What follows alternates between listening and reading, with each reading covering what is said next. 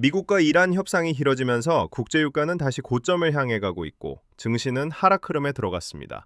증권가는 지금 이 흐름을 단기간 급락이 아니라 천천히 계속 밀리는 장으로 보고 있습니다.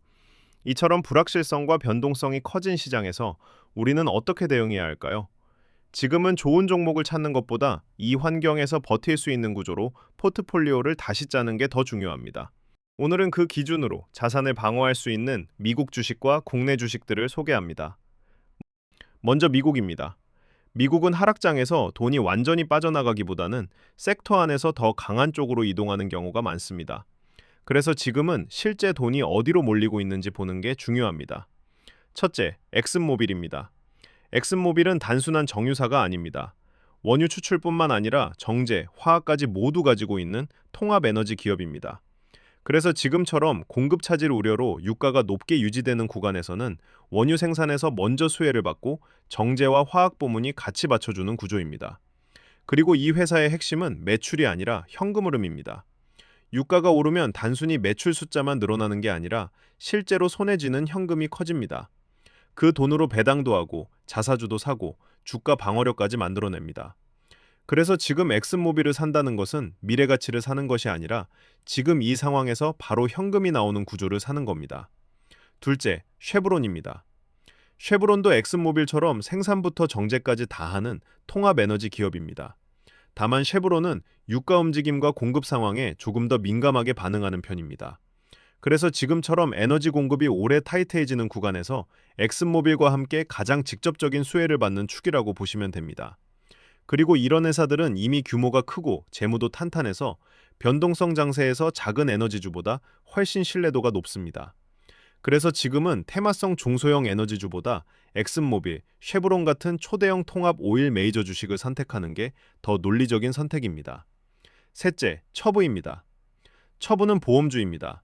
보험사는 받은 보험료를 그냥 쌓아두는 게 아니라 그 돈을 채권 같은 자산으로 운용합니다. 그래서 금리가 높아지면 운용 수익률이 올라갑니다. 즉, 금리 상승이 은행처럼 대출 부실 리스크를 크게 짊어지지 않으면서도 수익 개선으로 연결될 수 있습니다. 은행은 금리가 오르면 예대 마진이 좋아질 수는 있지만 경기 둔화가 깊어지면 대출 부실 우려가 같이 따라옵니다. 반면 보험은 그 부담이 상대적으로 덜합니다. 이게 처부 같은 보험주가 지금 장에서 깔끔한 이유입니다. 또 보험업은 보험료 인상이라는 형태로 일부 비용 상승을 고객에게 넘길 수 있는 구조도 있습니다. 그래서 지금 처분은 금리 상승 수혜, 상대적으로 낮은 신용 리스크, 그리고 방어적인 성격까지 이 세 가지를 같이 가져가는 종목입니다. 넷째, 코스트코입니다.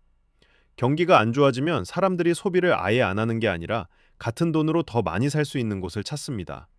그래서 소비가 가격 경쟁력이 강한 채널로 이동하는데요. 코스트코가 바로 그 구조입니다. 그리고 이 회사의 핵심은 회원제입니다. 회원비에서 나오는 안정적인 수익이 있어서 물건 마진이 조금 흔들려도 전체 사업은 크게 흔들리지 않습니다. 또 불황이 오면 비싼 소비는 먼저 줄고 생활비를 아끼는 소비는 남습니다. 코스트코는 싸게 많이 사는 곳이라는 포지션이 확실해서 이런 구간에서 오히려 더 강해질 수 있습니다. 그래서 이 종목은 크게 오르는 성장주라기보다는 경기가 둔화되는 구간에서도 실적이 덜 꺾이는 대표적인 방어형 소비주입니다. 이제 국내 시장입니다. 국내 시장은 미국이랑 조금 다릅니다. 미국은 돈이 안 빠지고 섹터 안에서 이동하는 시장이라면 한국은 외국인 자금이 빠지면 좋은 기업도 같이 빠지는 구조입니다. 그래서 더 보수적으로 버틸 수 있는 구조를 봐야 합니다. 첫째, S오일입니다. 정유사는 원유 가격 자체보다 원유와 제품 가격의 차이, 즉 정제 마진이 중요합니다. 지금처럼 공급 불안이 커지는 구간에서는 제품 가격이 원유보다 더 빠르게 오르면서 정제 마진이 확대됩니다. 이 말은 유가 상승이 단순 비용이 아니라 오히려 이익으로 연결될 수 있다는 뜻입니다. 그래서 S오일은 지금 구조에서 가장 직접적으로 수혜를 받는 정유주입니다. 둘째, SK이노베이션입니다. 이 회사는 배터리 이미지가 강하지만 지금은 정유 사업이 실적을 더 크게 좌우합니다. 특히 유가가 오르는 구간에서는 이미 들고 있던 재고 가치가 올라가면서 추가적인 이익이 붙는 경우가 있습니다. 그래서 정제 마진 확대에 재고 이익까지 더해지는 구조입니다. 지금 장에서는 배터리보다 정유 쪽을 보고 접근하는 게 더 맞습니다. 마지막은 CJ제일제당입니다. 지금 시장에서 중요한 건 원가가 올라가도 가격에 반영할 수 있느냐입니다. 식품은 수요가 쉽게 줄지 않는 데다가 브랜드와 시장주의가 있으면 가격 인상도 가능합니다. 모든 기업이 비용 압박을 받지만 그걸 소비자에게 넘길 수 있는 기업과 그렇지 못한 기업은 완전히 다릅니다. 식품은 그 중에서도 가격 정가가 가능한 대표적인 업종입니다. 그래서 인플레이션 구간에서도 마진을 비교적 잘 지킬 수 있습니다. 여기에 최근 정부가 저PBR 기업들에 대해 배당 확대, 자사주 소각 같은 기업 가치 개선을 압박하고 있습니다. CJ제일제당의 PBR은 0.5 수준으로 실적 대비 주가가 낮은 대표적인 종목 중 하나라서 이런 정책 변화에서 리레이팅 가능성까지 같이 가져갈 수 있습니다. 그래서 이 종목은 단순한 방어주가 아니라 인플레이션에서도 버티고 정책 변화까지 같이 받을 수 있는 구조로 보셔야 합니다. 지금까지 말씀드린 종목들이 무조건 오른다는 의미는 아닙니다. 지금 시장은 무엇이 가장 많이 오르느냐보다 어디가 덜 흔들리느냐가 더 중요한 구간입니다. 그래서 만약 지금 자산 포트폴리오가 AI, 반도체, 빅테크 같은 성장주 위주로만 구성되어 있다면 한 번쯤은 구성을 점검해 보셔야 합니다. 이런 장에서는 일부 자산만이라도 에너지, 보험, 필수 소비 같은 경기 방어적인 구조로 옮겨두는 것만으로도 하락장에서 버티는 힘이 완전히 달라질 수 있습니다.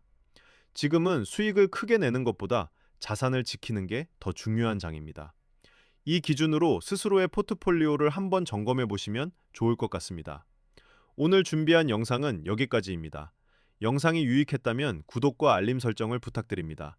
변동성이 무척 심한 장세가 계속될 예정이니 다들 자산 관리에 유의하시길 바랍니다.